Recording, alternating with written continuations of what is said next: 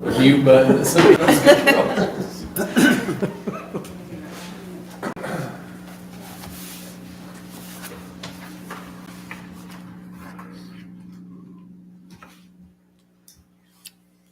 I'll remind everyone, December 3rd, Breakfast with Santa, Yes. big event. Have Tom's 16th birthday. I don't know what he said. He can come see the Fa La La Llamas.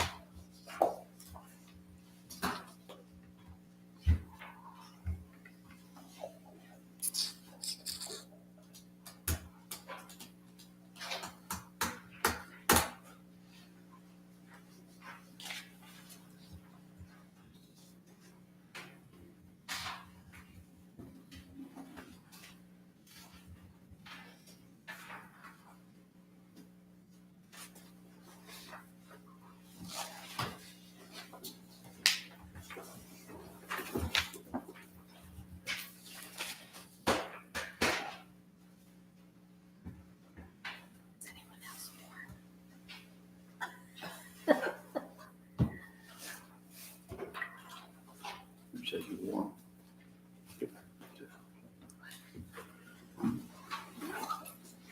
It's on 7. I get warm quite often these days.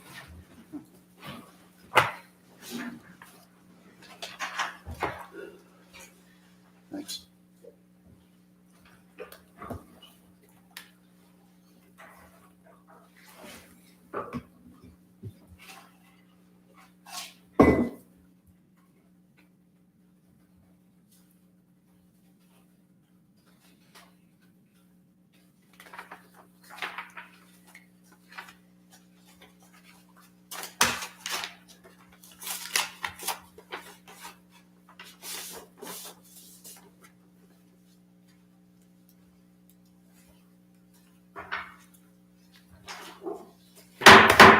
Call the Truth in Taxation hearing to order. Please join me in the pledge. I pledge allegiance to the flag of the United States of America and to the republic for which it stands, one nation, under God, indivisible, with liberty and justice for all. Roll call? Robin? Yes. Brad? Yes. Jill? Yes. Jane, yes. Chad? Yes. Bishop? Yes. Steve? Yes. Okay, this is a Truth in Taxation hearing about our tax levy. Okay, there haven't been any changes from the tentative levy that we posted in last month. I am proposing that we seek an EAV increase of 18%. Don't expect that the valuation of the property to rise that much, but I do feel that it's in our best interest to make sure that we estimate higher than what we've been told, which is 12.74% increase is what they're expecting from the assessor's office. So we have done that. The 18% would mean that you're looking at about a $90 million increase in the AB, in the value of property, which would put us up closer to $600 million rather than just over $500 million, which is where we are right now. Again, we don't feel like that's probably the likelihood. I think the likelihood will be more like 64, 65 million. So it'll put us probably about 570 million as far as property tax is concerned. With that being said, it also, again, something that's been diligently done by you as a board and the administration in this district for years. We go all the way back to 2014, that's payable in 2015. The tax rate was $3.62, basically 63 cents. This year, there's a very good chance that we're looking at it dropping, obviously with the increased value of property. It could drop anywhere from 4.5 cents to 7.5, 8 cents on a $100 assessment, which is a significant drop from 2014. Now, the drop from last year, as I said, is 4.5 to 7.5, somewhere in the ballpark there. So I think it's great work from the district standpoint. If everything holds true, tax rate for the public will go down on our portion. Not stating what happens with other entities. That's not our responsibility. Any questions, any comments, any thoughts? All right, I will also, hang on, I got okay. one more, actually, I'll hang it out here with me, so we won't do it. Starting this year with the Senate Bill 1975, Public Act 1020895, we are required to provide fund balances, current fund balances, or some sort of fund balance information. Just for the record, we do that on a monthly basis on our financial report that we read off here in a few minutes. So that's covered every month. So you've already been sufficing the law or the statute when it was passed this past July. So good work, and we'll provide that information in a few minutes. All right. Later in the meeting, the levy will be up for approval. So now I will entertain a motion and a second to adjourn the Truth and Taxation hearing. Motion. Motion by Chad, Second. second by Steve. Roll call. Robin, Yes. Brad, Yes. Jill, Yes. Jane, yes, Chad, Yes. Desha, Yes. Steve. Yes. Okay, motion carries. I'll now call the regular Unit 40 Board of Education meeting to order.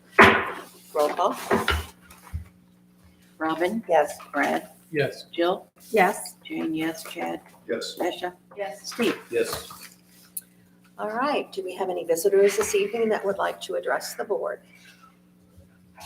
All right, seeing none. Financial report? Financial report for October, November combined. Our net fund balance at this point right now is $27,399,679.77. Operating funds net, which is the big four, net total right now is $23,190,667.51.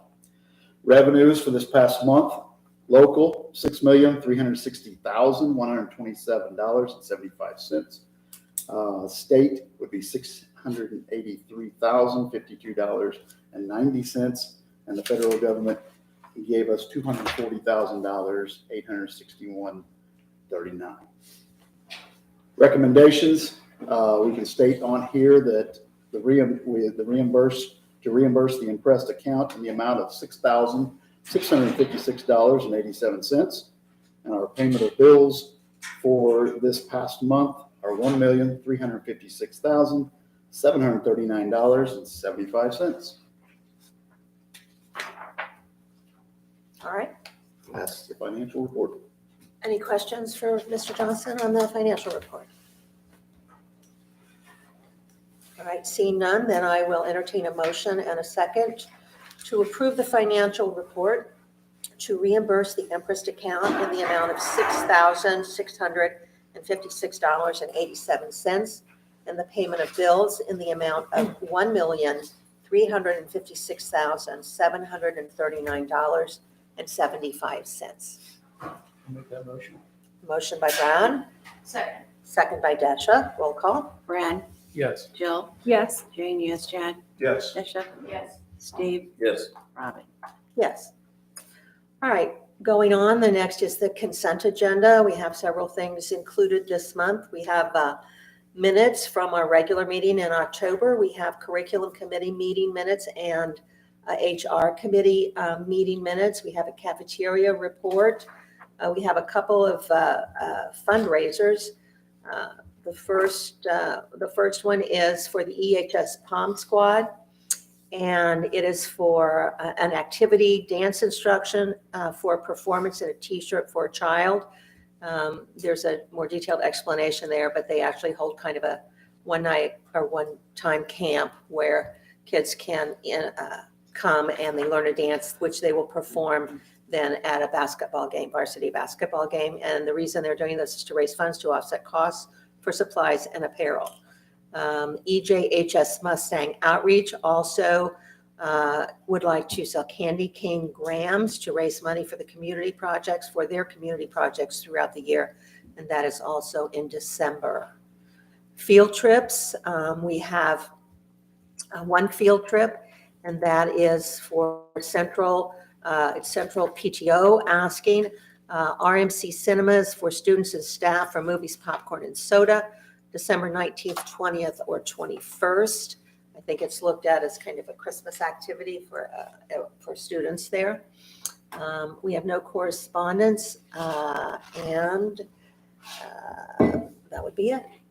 Any, let's go back before I say no correspondence. Any other questions or comments or discussion on any of the consent agenda items?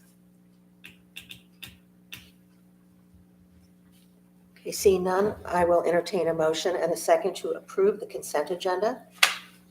Motion. Motion by Jill, second. Second. Second by Desha. Roll call. Jill. Yes. Jane, yes. Chad. Yes. Desha. Yes. Steve. Yes. Robin. Yes. Brad. Yes. All right, now, we have no correspondence this month, so we will be moving on to the superintendent's report.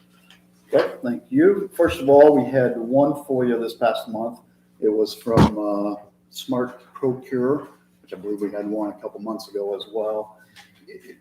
Basically, I think they seek information from every school district in regard to the same information, names and people's positions and departments and contact information, things like that. So we have met that need, or that request.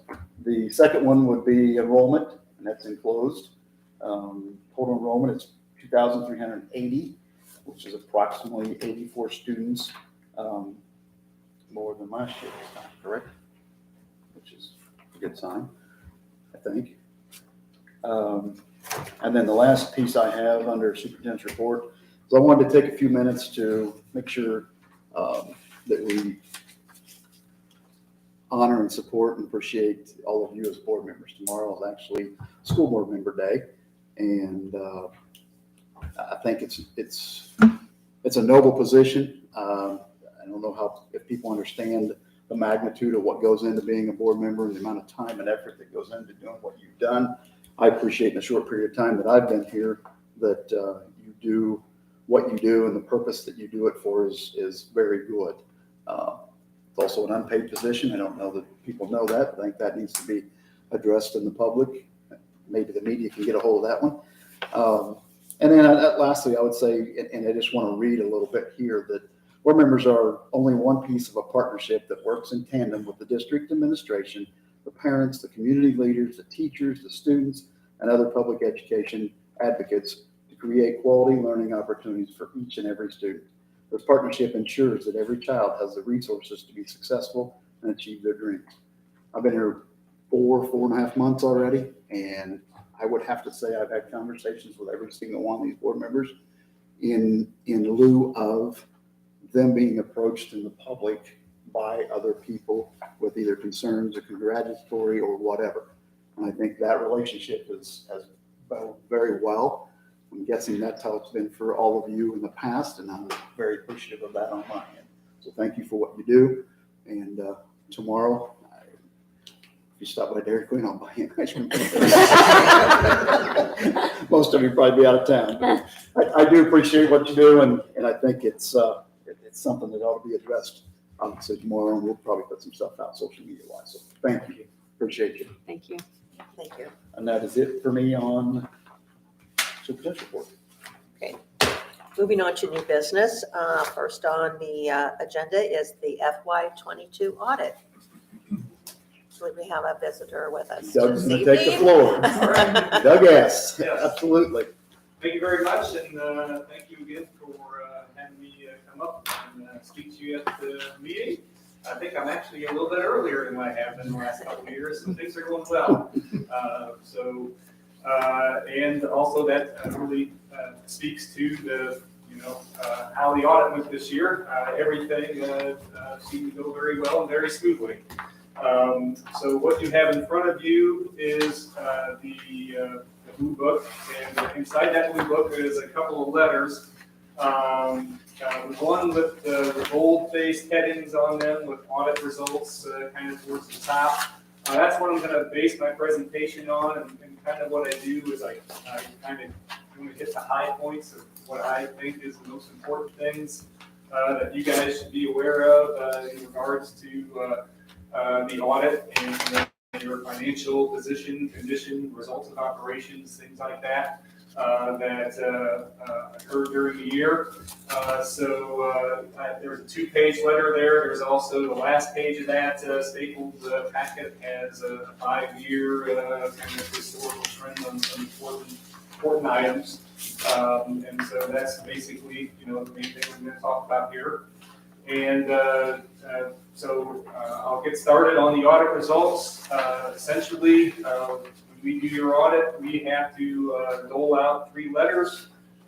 Main letter is on your financial statements. Obviously we're auditing your financial records, the actual nuts and bolts of the numbers and things like that. We also have to do that audit because you receive federal funding. We have to do that audit within what they call government auditing standards, which puts a little bit more requirements on that testing compliance with certain laws and regulations of your grants.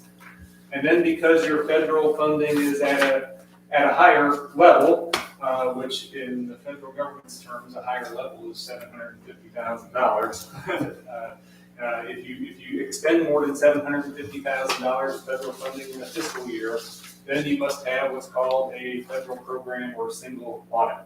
And that requires us to do a sampling of your federal programs and test compliance within those specific programs at a higher level.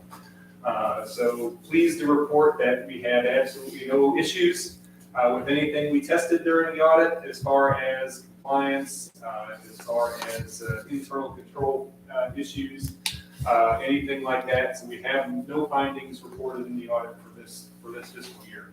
The business office employees are doing a good job. I know there was a transition over there in the main accountant's position, and that seemed to go pretty seamlessly.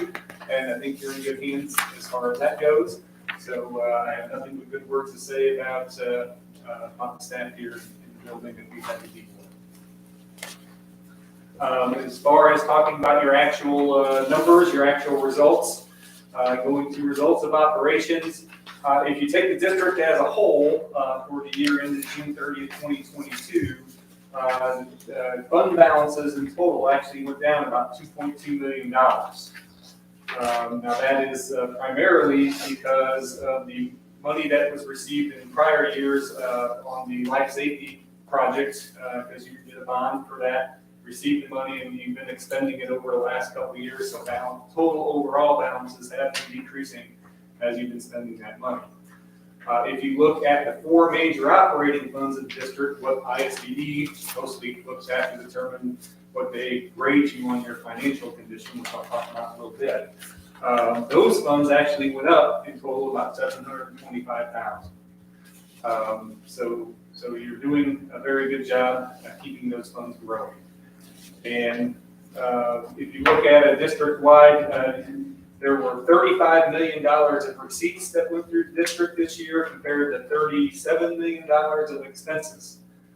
Receipts went up about $4 million from last year, primarily because of the ESSER or CARES Act and related funding that came through the district. There was about a $1.8 million increase compared to the prior year in CARES Act or ESSER-related funding. There was also an extra $1 million in corporate personal property replacement tax that came in from the state, as the state pretty much more than doubled its allotment of corporate personal property replacement tax to all districts in the state of Illinois this year. It looks like that's going to continue for at least another year, as I saw the estimate on what the state is in total going to distribute actually increased by about 5%. So that is a really good thing. And that was probably the primary driver for this year of having the excess. It was the increase in the corporate personal property replacement tax. That's also something that's not historically normal. Correct. The increase. We've Correct. generally seen for the last several years corporate property tax dropping. Right. Correct? Right. Yeah. Yes. I believe they did some philosophical changes on how they allocate, how they calculate the allocation, and Right. I believe there was also an actual increase in dollars collected because corporations are actually showing large profits. So amazingly enough. But that's kind of what it's based on. The corporate personal property replacement tax is essentially an extra tax added on to corporate income that started back in the 1970s that replaced the personal property tax, which is why it hence the name. Let's see here. The next thing I'd like to talk about is what I call unassigned fund balances. And essentially, there's a table on page 35 in the book. And essentially what I'm talking about is money that the district has that it can spend for anything that it wishes. No strings attached to it. It came either through unrestricted funding, evidence-based funding, or general property taxes, say your educational levy. And these are monies that have been unexpended, that are sitting in either the education fund or transportation fund or working cash fund, one of the four major funds essentially. And that number at June 30th, 2022 is encroaching on $15.5 million. It's always good to keep that number growing and to keep that number as high as possible because, it's something that you can use for anything you want. If you choose to use it for a building project, you can choose to use it for that. If you choose to use it for technology upgrades, you can use it for that. You can use it for anything. It's not limited to a certain set thing like grants and some of your real estate tax levies.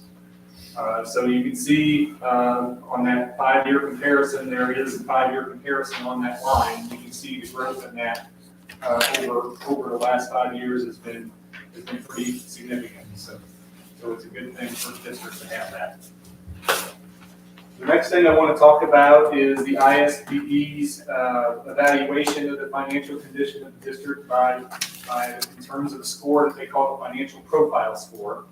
And essentially what that is there's a 5-pronged test that they give you a score from 0 to 4 on, and then they weight those tests and they come up with a score that could possibly be a maximum score of 4.0 would be a perfect score. Your score for the 4th consecutive year is 3.9.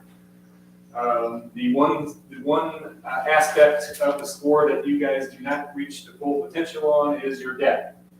You have about $20 million in what they call long-term debt outstanding at the present time.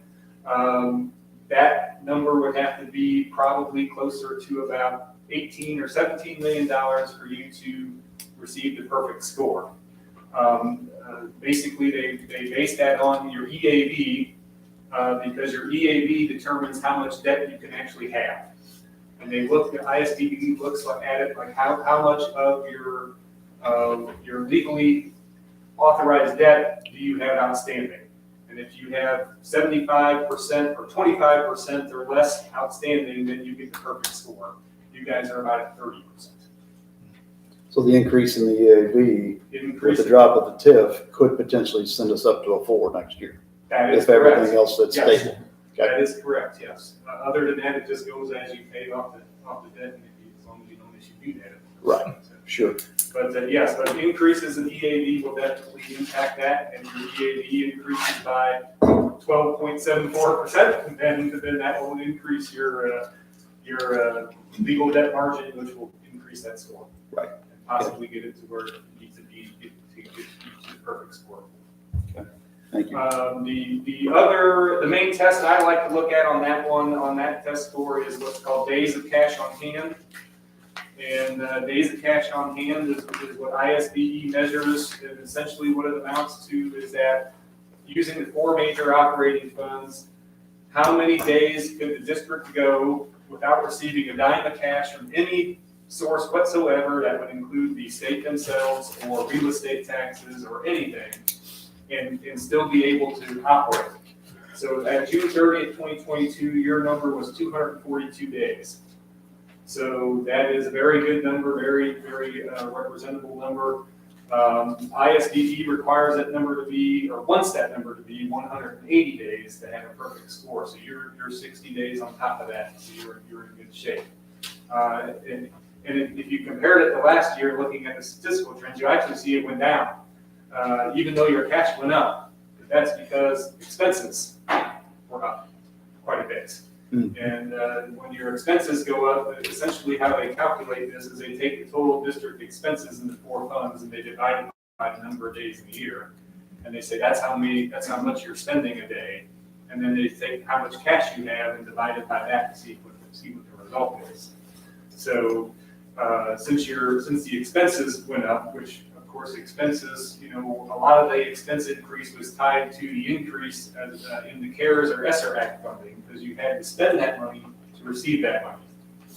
You received $1.8 million more in CARES, you had to spend that $1.8 million more, as you were talking, in increased personnel and increased, different projects and probably, I'm sure there's technology in there as well, but those are the main things that most districts have been spending their money on. But as you spend that money, you receive that money, but that factors into your days of cash on hand. So your days of cash on hand actually went down by 20 from last year.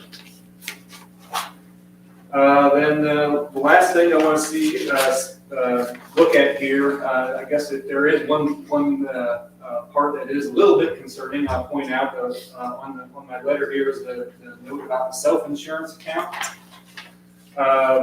As I was looking at that in preparation for the audit, we actually look at that as on the plan year, which goes from September 1st to August 31st.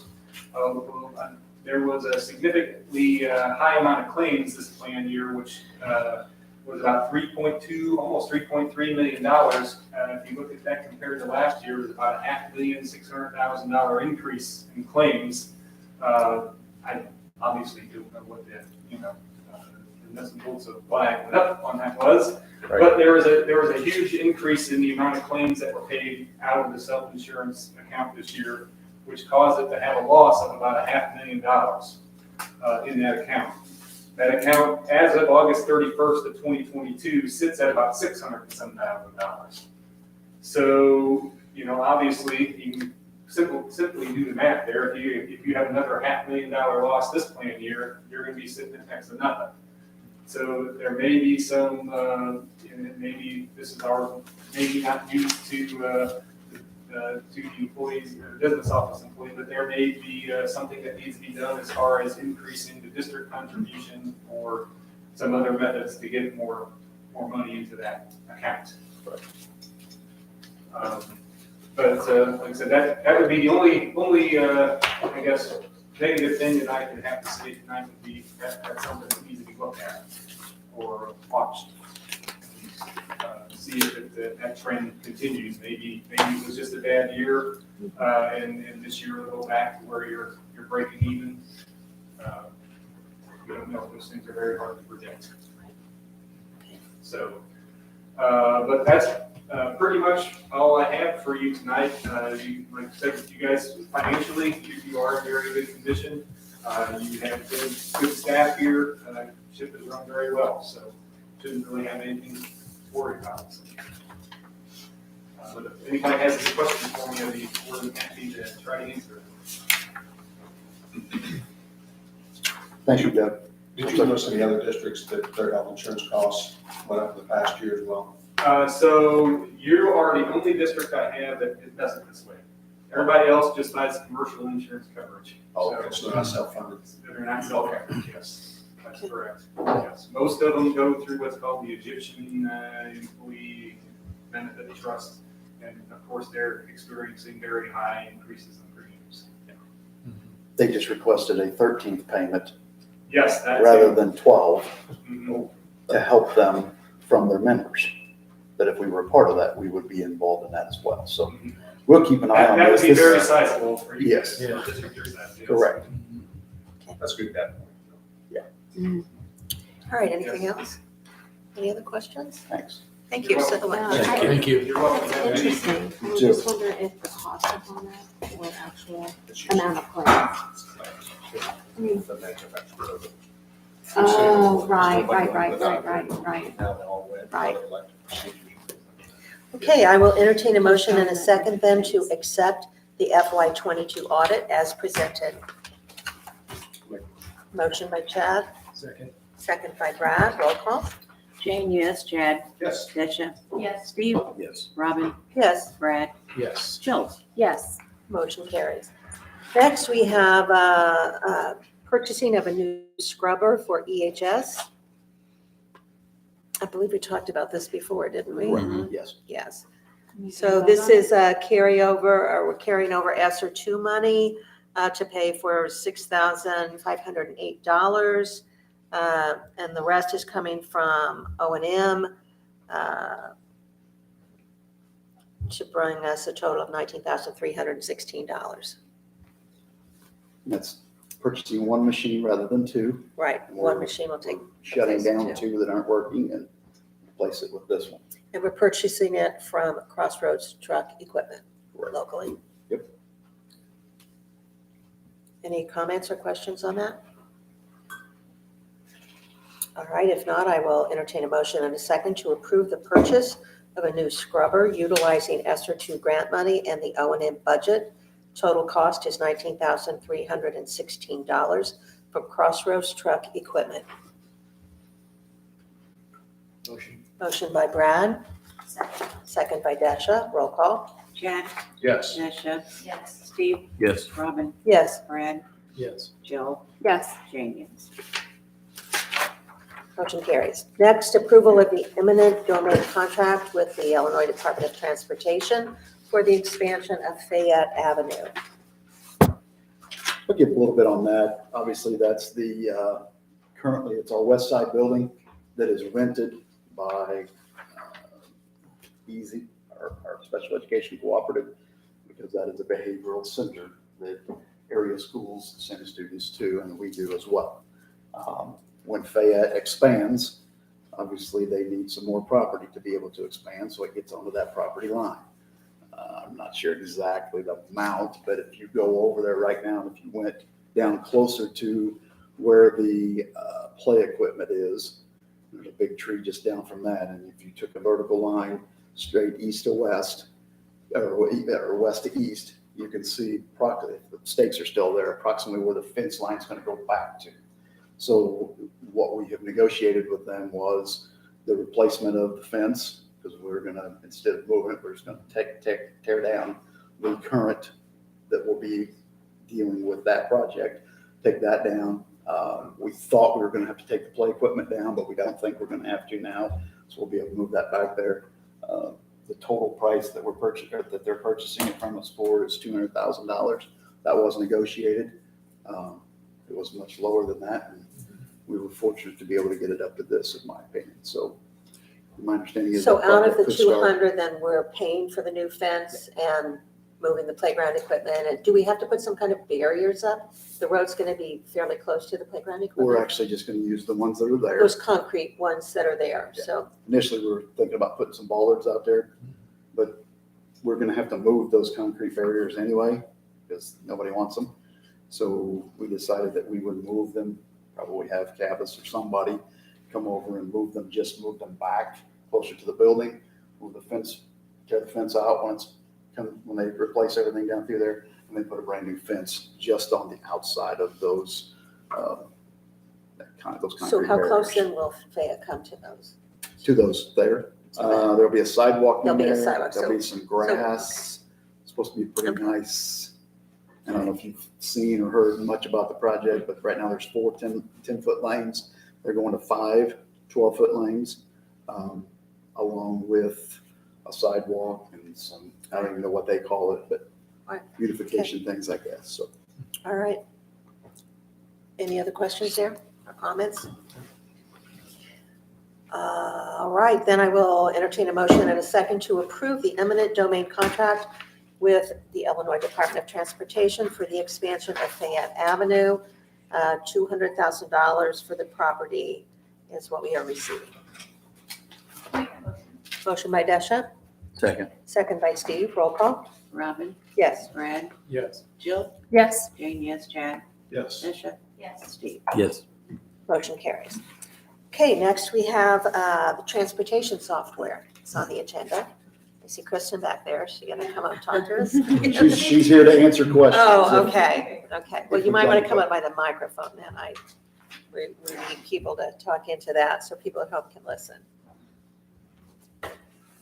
So basically, Kristen spent a lot of time working through and contacting other districts on what they utilize, and try to get a good feel for. Traversa has been our pick for a software program moving forward. And basically you research that against Zonar. And there's several pieces to this, and I don't know if you want to share a few of those, but basically in essence, and I've driven the bus a couple of times, so I can vouch for this. The bus that I drove for the routes, she had to go with me because I don't know the route. I don't know where they're at in town, and they're all town routes. So she can hand me a map, but it's not going to be real easy to drive down the road map and watch the 45 kids in the back. So one of the options that you can get on these buses is basically tablets, and we're only looking to put those tablets on buses that would be in a situation like somebody not very smart like me that's driving a bus and needs to know where to go. So I think it would help. It'll help a lot from a safety standpoint there. The other thing that we're looking into is it's got geotabs that we put on every single one of our buses and every one of our vehicles, cars, trucks, whatever, and it will help us track that vehicle regardless of where it goes in the county, or I don't know what the radius is on that. Is that if they go to Muhammad for a football game, it should track it there too. I mean, it's like an air card. So it goes everywhere. And my thought out of the gate is it creates safety, it creates more efficiency, it's going to create some comfort, it's going to put us in a position to be able to, God forbid it ever happen, but a bus not be on route where it's supposed to be, and the person driving the bus can't radio in, we'll pick up on that, and we'll be able to get some law enforcement out to help as quickly as possible with that. I think through conversations with Jed and Brad and Kristen and I, and maybe even Robin, there's some things from other places that didn't work very good. Jed had found out that Flora basically was on the same system, or still is, I think, on the same system. But they don't utilize, and we were looking at it originally to utilize a scan in, scan off card. But I think you've gotten around that to where we're not interested in doing it either, because what we found out, and I think you found out too, is kids lose the cards. Kids don't, it just creates a nightmare as they're getting on and off the bus. So we don't like that. But other things you want to add to? No, I think it's something we definitely need, because we don't have, we have our driving buses now, so we can find out things after that, but not currently. So I overloaded you guys last time with a lot of information, and I can do it again. I can talk about it. There's so much, the app alone, I think, will make parents at ease, just knowing where they're, not that they necessarily, they don't know their kid got on the bus, but they know that they're coming to that stop at that moment. And it's timed. It will give them, in 3 minutes, your child will be at your house when you're on the app and things like that. Will they be able to track extracurricular buses so they know when to go pick up their child? That's nice. Chet, you had several questions, did you?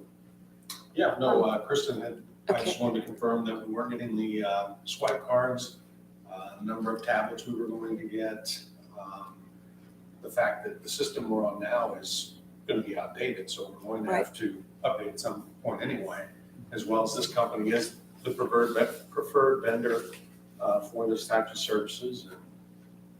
And I talked to the transportation director at Flora as well with some of those questions. I think it's a good system, And especially for a district our size. the contractual language, that all seemed, They sent us a Okay. new one this afternoon, which is one of the reasons why I've been on the horn, couldn't get to it till this afternoon late, and I apologize for that, but did a little negotiation with them. They did drop it about $1,000, but also they said they have not, we were locked in at the past cost.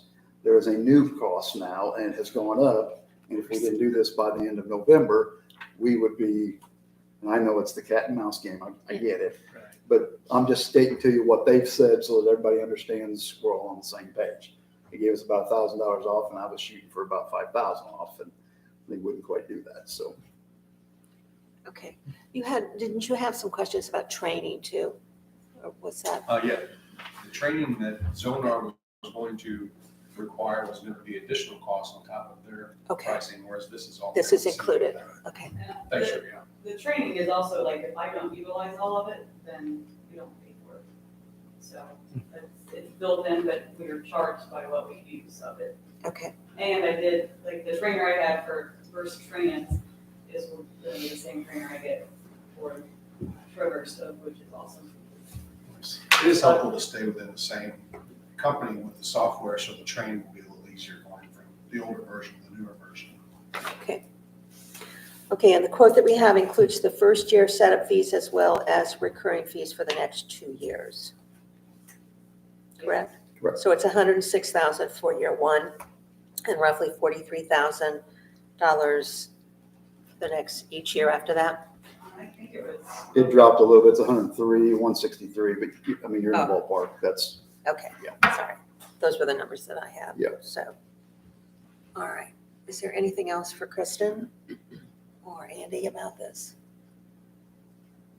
Okay. I will entertain a motion in a second then to approve the purchasing of the transportation software from Traversa. I'll make it. Second? Okay, motion by Jane, second by Chad. Roll call. Brad, Yes. Jill, Yes. Jane, yes. Chad, Yes. Desha, Yes. Steve, Yes. Rob. Yes. Motion carries. thank you, Kristen. All right. Thank you, board Thank you. members that Thank you. spent some time looking into it as well. It's a group effort. All right, we are now ready for the tax levy approval. We held the hearing earlier for the 2022 levy payable in 2023. I will entertain a motion and a second to adopt the 2022 tax levy as presented. I'll make that motion. I'll second it. Motion by Robin, second by Brad. Roll call. Jill, Yes. Jane, yes. Chad, Yes. Desha, Yes. Steve, Yes. Robbie, Yes. Brad. Yes. Motion carries. All right, now we have the 2022 report card data presentation by Mrs. Beck. Here. For the record, she's the curriculum director. For those that don't know. Probably need to move a little. Oh, Well. Yeah. I'm just gonna show you.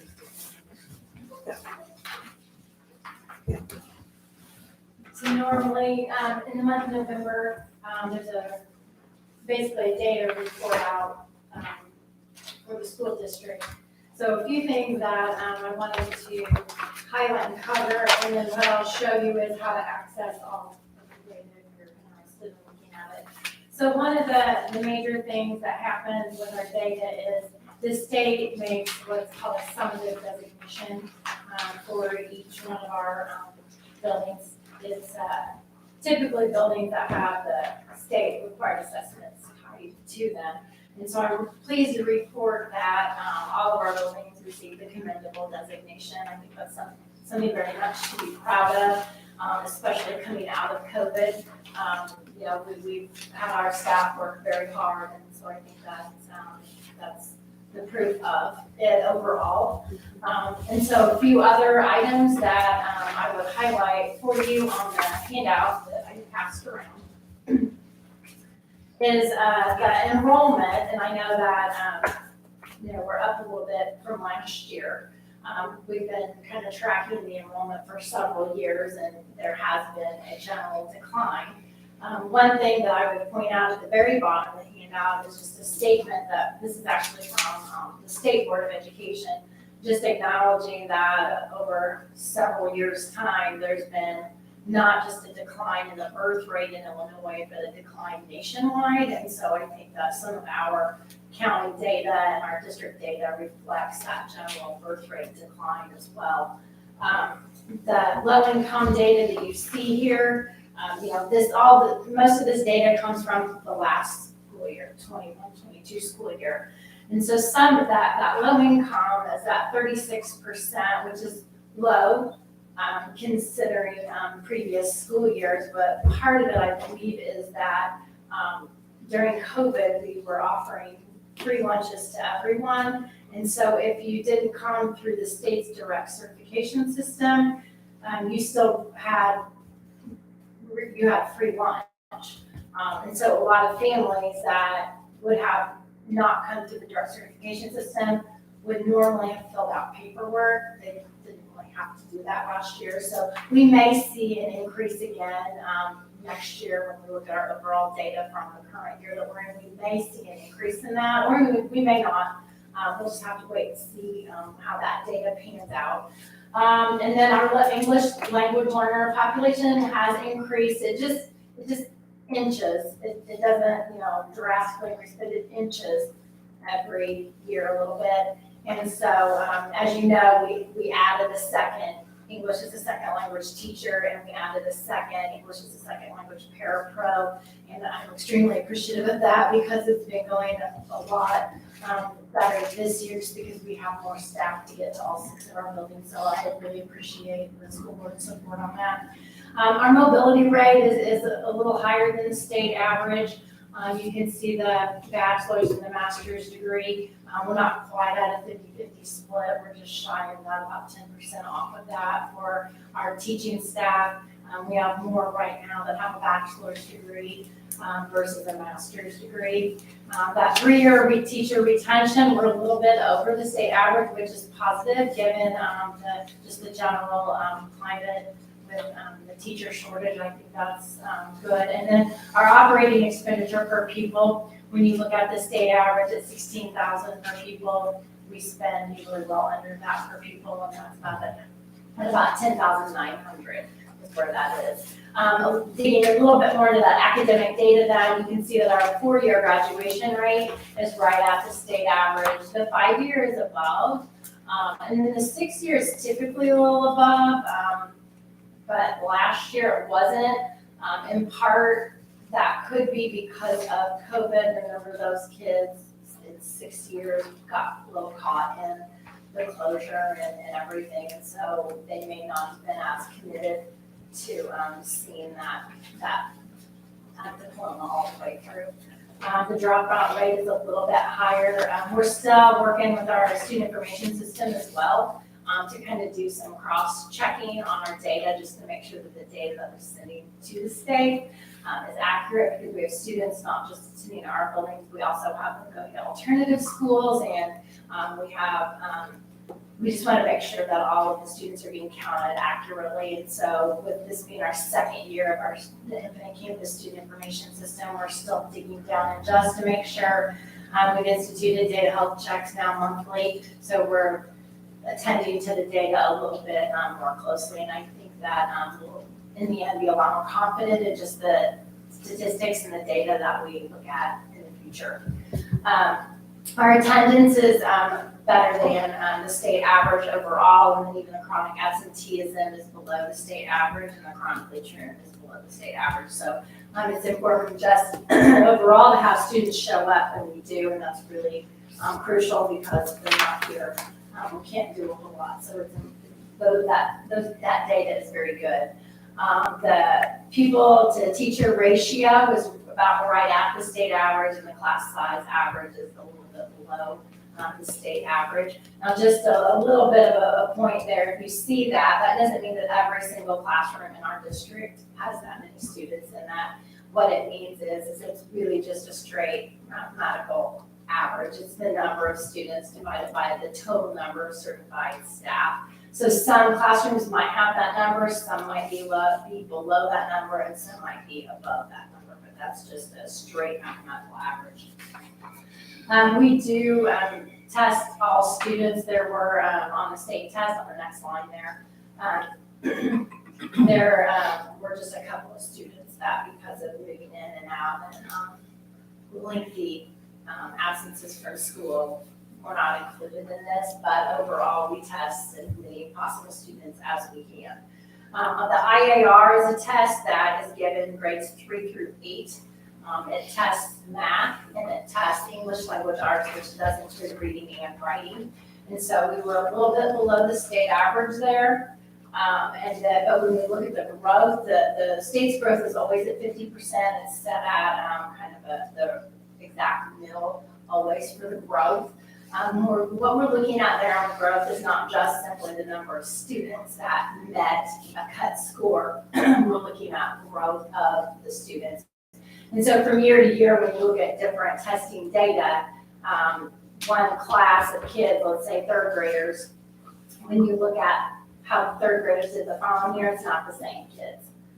So it's different kids, different makeup of a class, different personality of a class, and so on. When you look at the growth, that's more of a little bit more of an apples to apples because you're looking at the kids over time and whether they grew. So I think that's when you're looking at that academic data, that's really important because we want to see growth. Wherever they are, we want to take them from wherever they're at and we want to grow them as much as we can. So that data right there shows we're real close to that state average of 47% in ELA. And then when we look over at the math, we're a little bit under the state average there, but when we look at the growth there, we went over the state average. So I think that's something to really be proud of. We went over the state average in the growth area. When we look at the SAT score, our average SAT score that's taken by all 11th graders is over the state average. And on the ELA portion, we went over the state average there on the SAT test, and we were a little bit under the state average in the math portion. And then on the ISA, which is the state science test, the kids take it at 5th grade, 8th grade, and 11th grade. We went well over the state average there. So again, that's something to be very proud of there. And then just a couple of other things that 8th grade Algebra 1 completion. So we have some students in 8th grade who take Algebra 1 in 8th grade rather than taking it when they're in freshman. And then typically the students that are taking 8th grade Algebra 1, when they go to high school, they start into geometry. So that allows them to get to those upper level, the high upper level math classes by the time they're seniors. And so the state tracks the number, the percentage of students that are in the class. And so we're a little bit under the state average in the number of students that we have in Algebra 1 in 8th grade. But I usually like to couple that with the fact that all of the students aren't just enrolled, they successfully completed. So we could enroll a lot more, but the goal is not to just enroll and have high numbers. The goal is to have success in it as well, to set the kids up for success as they move on into that geometry their freshman year, because when they're taking geometry their freshman year, they're in classes with sophomores then. So we want to make sure that they're really set up to be successful.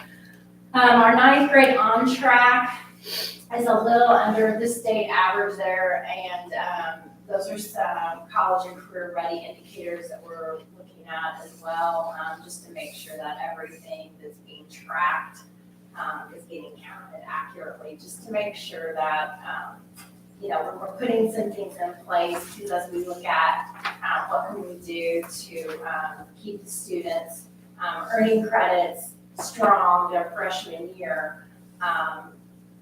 When we look at some of those other offerings and how do we engage them, and that's going to be really important as we look at that data. And that might be also some things that come out of the strategic planning process that we're involved in as well, I think, that will kind of help that academic engagement factor a little bit more too. So the next piece of information that I thought I would just share with you before I take you over here to the website is a little bit about just a little bit pre-post COVID data. I thought I might share a little bit of that with you just so you kind of know where we are. When we look at our math and we just look at that IAR test, because that's really the only pre-COVID data and post-COVID data that we have. Our math pre-COVID to post-COVID, we saw a pretty good increase from the 18-19 school year to the 21-22 school year. So that was really positive. We saw an increase not just in whether the students who were at whatever grade level,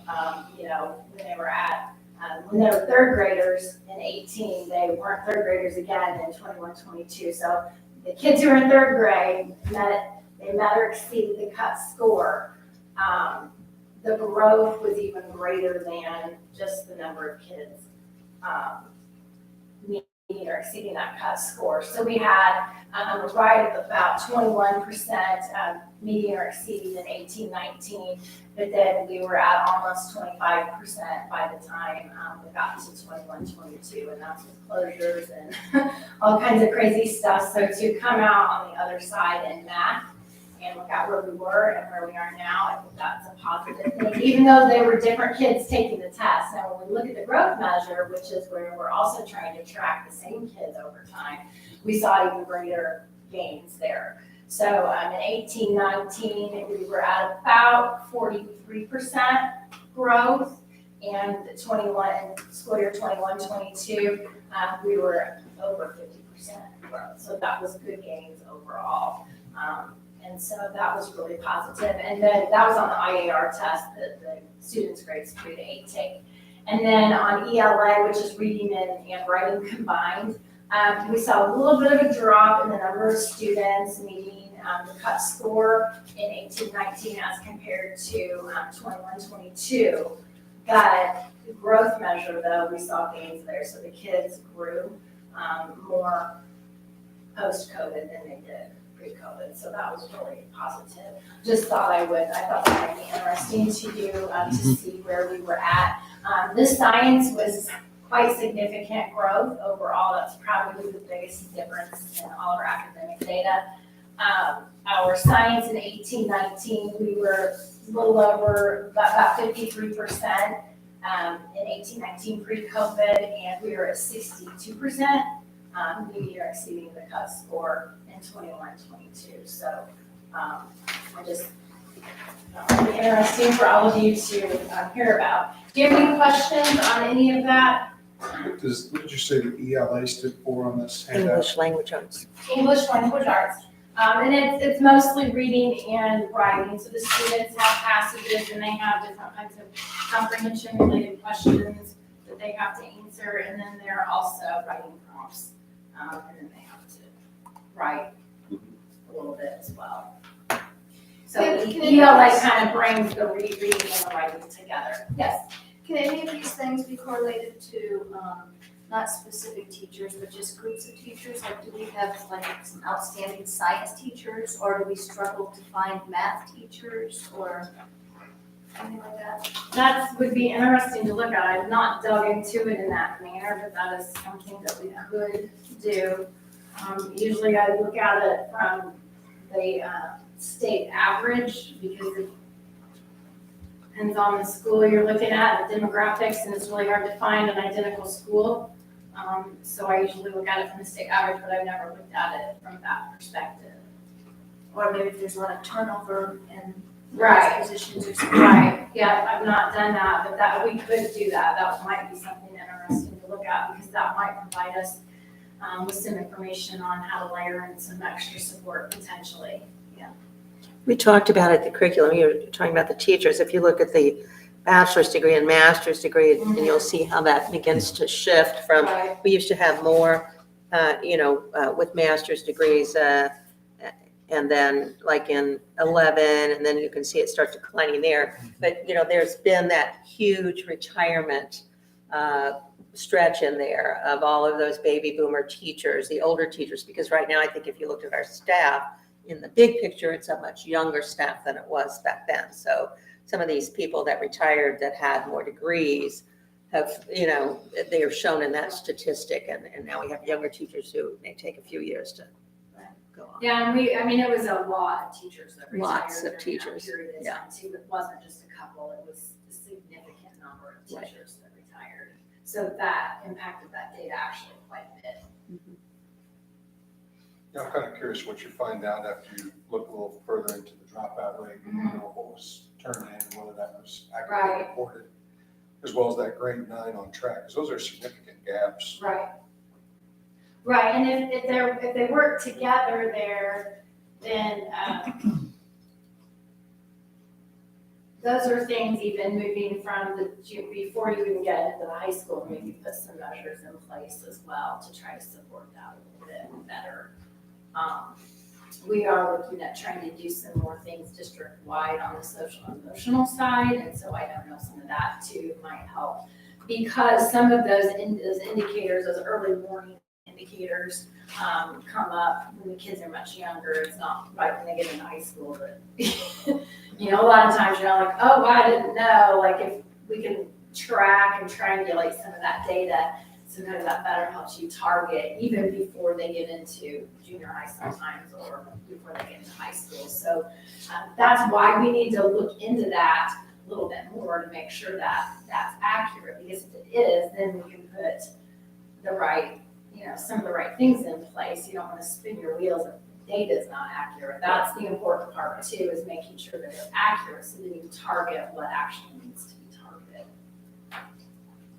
The last thing I wanted to show you is just where you can go to look at. There's lots of data. So if you're a data nerd, you can dig down into it. You just click on the academics link on our website.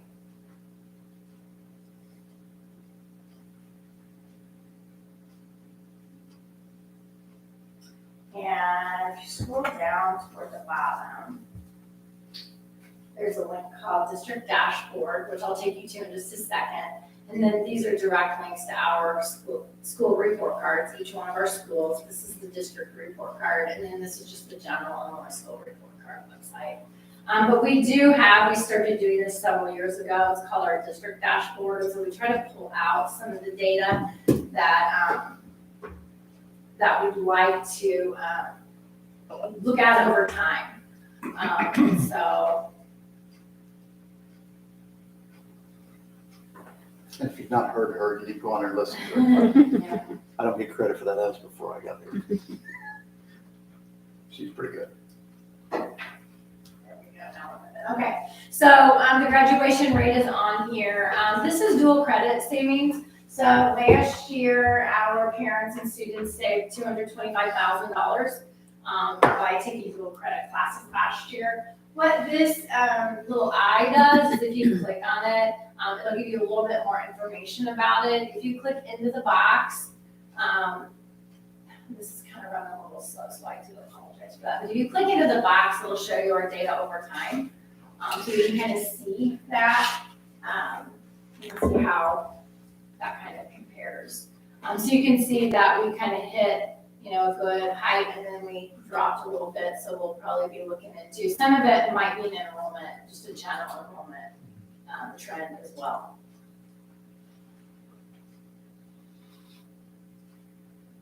And so the next one is a college enrollment. We had 61% of our students who graduated in 1920. So this goes back a ways to track their 12-month enrollment in college and then their 16-month enrollment. So we had 61% of our students enrolled in college, and they were intending in the 2021 year. Again, that's the 100% of our students taking algebra 1 in 8th grade completed successfully. This is the percentage of students who are in our English enriched or honors program that successfully completed. So we start an enriched program in 6th grade. We have enriched English language arts, which is reading and writing in 6th, 7th, and 8th. And then when they get into high school, there's an honors track on English 1, English 2, and English 3. So those run 6th through 11th grade. And then in 12th grade, of course, they've got elective choices that they can take. And not every one of them in the English department are dual credit, but a couple of them are. And then we've got workplace learning experiences. We had 71 of those take place. We're still rebounding a little bit from, COVID, kids getting out and about a little bit more. The state also started restricting what they consider to be a workplace experience. They wanted a longer term placement, not just going in and job shadowing for a day or two. They want a longer term placement. So we do a lot of job shadowing and different things like that, but that's not reflected in that number because the state's not tracking it that way any longer. And then the preschool experience we've tracked for a while. 88% of our kindergartners coming in had some kind of preschool experience. Now that does not mean that they were in our preschool. It just means that they came in having some kind of preschool experience.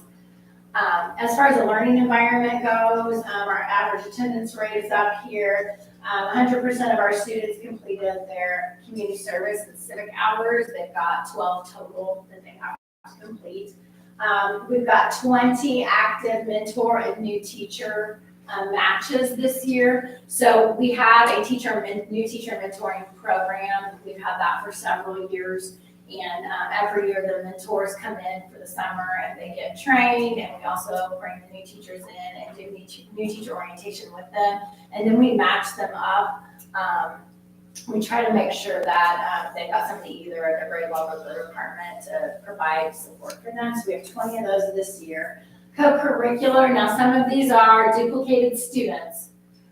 But we had 1,318 students, and that runs grades 6 through 12 in various activities last year.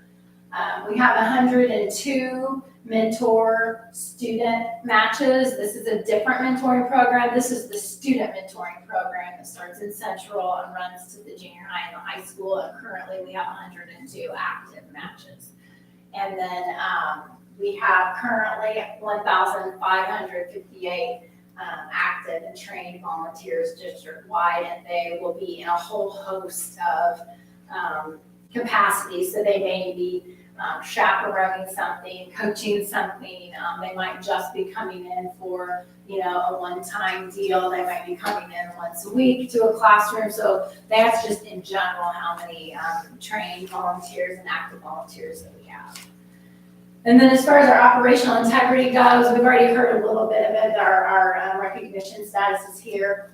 But our property tax rate comparison, we also track all of the county schools, and then we track the ROE3 schools as well, and that covers 5 counties. And we are still the lowest in all of them. And then our long-term debt margin, we usually report that out at 70%. So, more data than you ever wanted to know, right?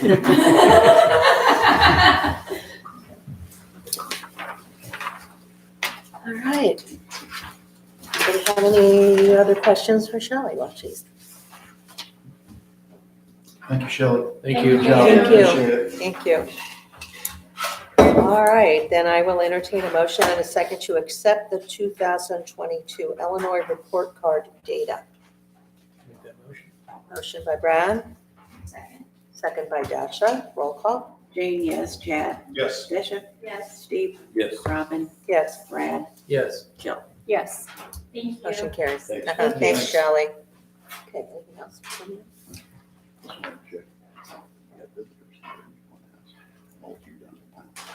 Oh, I don't, we can ask again.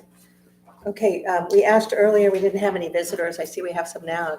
Did you wish to address the board or just visiting us? Just visit. Okay, fine, we're welcome. Glad you're here. Thanks for coming. Okay, then I will entertain a motion and a second to enter into closed session.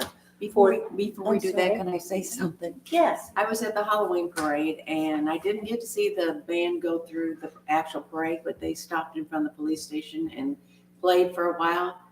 I couldn't believe it. They were so good. Oh, good. They were so good. They should be proud of themselves, and all the hard work they put in was really paid off.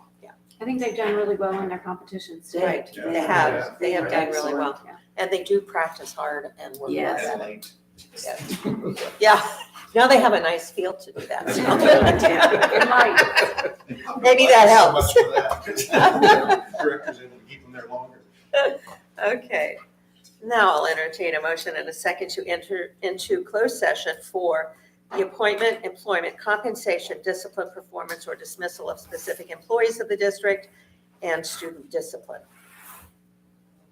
Motion. Motion by Chad, Second. second by Steve. Roll call. Chad? Yes. Desha? Yes. Steve? Yes. Robin? Yes, Brad? Yes. Jill? Yes. Jane, yes. motion carries. All right, we're going to enter into closed session.